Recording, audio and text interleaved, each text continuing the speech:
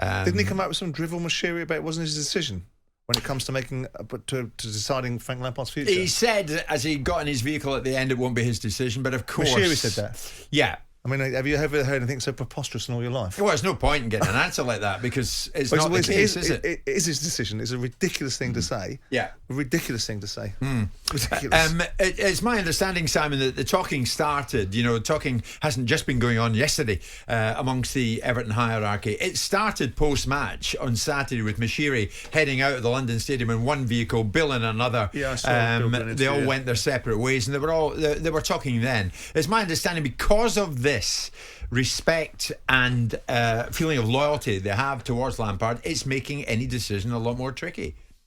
That's what I'm hearing. Well, yeah, look, I mean, ultimately, respect is something that you earn, and he shouldn't be respected for his playing career. He should be respected for his ability to be able to manage Everton Football Club. And if that respect is going to carry you into the Championship, then that respect is going to be diminished dramatically. Frank Lampard's got a very difficult job because he's got an owner that doesn't really know what he's doing. He's got a group of players that aren't performing at a high level, and he hasn't got the toolkit or the knowledge to be able to deal with a situation that he's never been in before. Yeah. And when he talks about being in those situations before, that's not true. He's talking probably about the time he had at West Ham when there was a bit of a backlash about him getting in the team and Harry Redknapp defending him. That's not the same as having to deal with a completely disillusioned, demoralised fan base that are absolutely at their ownership model, that they can't change because the owner has put so much money in. Whether it's his money or Usmanov's money, they might want to be careful because there's a whole raft of situations behind Everton that might unfold if they shout too loudly about who owns his football club and who doesn't. Yeah. If you were in there, would you part company with Frank today? I like Frank Lampard. I like him as a bloke. I think he's got a journey to go on as a manager, but I don't think he's got the toolkit to deal with Everton. I think there is a possibility there are 3 teams in this division that will stink it out more than Everton, but that's not necessarily the answer to the bigger question, which is would I keep Frank Lampard? And I'd have to say probably not. I'd have to say that my responsibility as the owner of Everton Football Club is to keep this club in the Premier League. Other clubs have gone down and come back up again, so it's not the end of the world. But there's no need for Everton to be sitting second bottom of the league. I don't care how bad some of these players are. They're better than second to bottom. And that's as much the manager's responsibility. That board doesn't kick that ball on Saturday afternoon. Those players do. And that manager does. Who do they go to, Stuart, if they part company with him? For me, it would be Sean Dyche. Me too. I think he looks a really natural fit. I mean, I hope Frank, I used to play with Frank and whatever, I hope Frank doesn't part waves, but at this moment in time, there's no part of the element of Everton's model that is unified, or you think, well, at least that part of the club's okay. They're not playing particularly well. They've got no confidence. A lot of pressure on the manager, so he doesn't feel free to manage. I'm sure the fans are not happy with the board. The whole lot at Everton, and you sat there thinking, well, how are you going to address this? How are you going to stop this momentum, a downward spiral? I don't know. I think Sean Dyche has got the tools and the personality to do it. You see, what baffles me, Simon, is are we going to get an announcement today that they parted company with Frank Lampard? Because only 10 days ago, on this show, Mashiri said this. I put my money where my mouth is, and, that is most that an owner can do. And I've done that.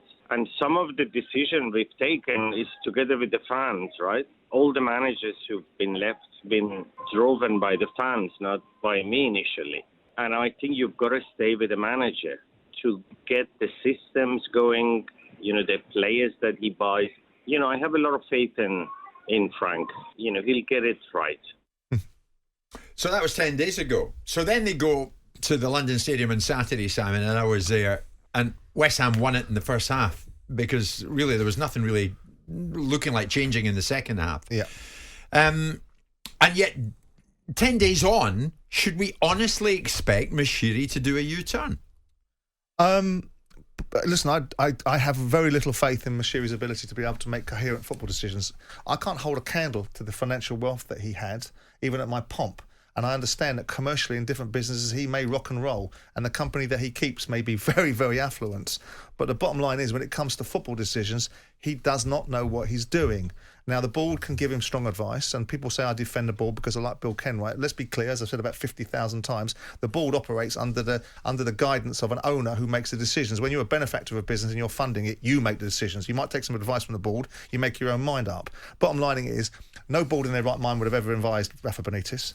None of them would own that one. They might all sit in the background saying nothing about it, but Moshiri can own that. Everybody knew that it was in football, with all due respect, that Ancelotti was a bad move for them because he wasn't going to be there for very long, and so it proved. Yeah. And you look at this ridiculous pursuit of Silva at that time was the wrong move. So here you are now with Moshiri appointing Frank Lampard at a time where he's picking up the slack from Rafa Benitez and all the decline that came as a result of that and the deterioration of the relationship. So I don't feel that you could trust Moshiri to make any decision. So if he turns around and says that he's going to back Frank Lampard, you might as well turn around and say it's through the looking glass, because he'll be out the door if Moshiri thinks there's a better opportunity. What does a relegation look like for Everton? Do you think that'll be a complete disaster? No, or I don't. Do you think they'll survive that and come back stronger? I think they'll survive it and come back stronger if they've got a manager in place that's capable of helping them do that. But with fairness to Benitez, who I don't like as a football manager, I think he's very capable, but I think he's very divisive in football clubs. He has the toolkit to have got Newcastle straight back up again because he knows his way around at that, not at championship level, but he had a good enough squad to be able to galvanise it. I think Everton have the same thing. They'll be pretty demoralised because the fan base will be against them, but the Newcastle fan base were against Mike Ashley, and yet they bounce back. So I think they will. But the thing for Everton fans is they haven't been relegated for 72 years. They've got a new stadium over the horizon. They've got Liverpool.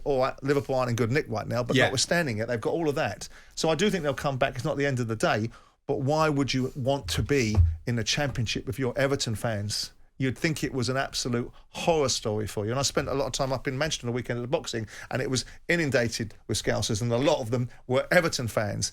And they're not holding back on their views about how disappointed they are. They're very much directing it at the board, and I think they're misguided. Yeah. But notwithstanding that, they don't want this. Of course they don't want it. It's a similar-ish situation to Manchester United. You can scream all you like about the Glazers, but they'll only go when they go. You can scream all you like about Moshiri at Everton, but he'll only go when he wants to go. Having invested the amount of money he's invested, he's hardly going to sprint off into the horizon today. Well, no, it is. I mean, it's the overarching aspects of football now that people can shout and scream, but don't actually come up with much of a solution. But the bottom line is that Moshiri is accountable. It's great that you can spray your money around, but people are invested in this football club. The fans live, breathe, eat, sleep, and whatever else it. So that in mind, they're going to look at it and say, we don't care you spent 500 million quid. We care where you've put us. Yes. Jim White and Simon Jordan. Monday to Friday mornings from 10 on AM, on DAB, via the talkSPORT app and on your smart speaker. talkSPORT.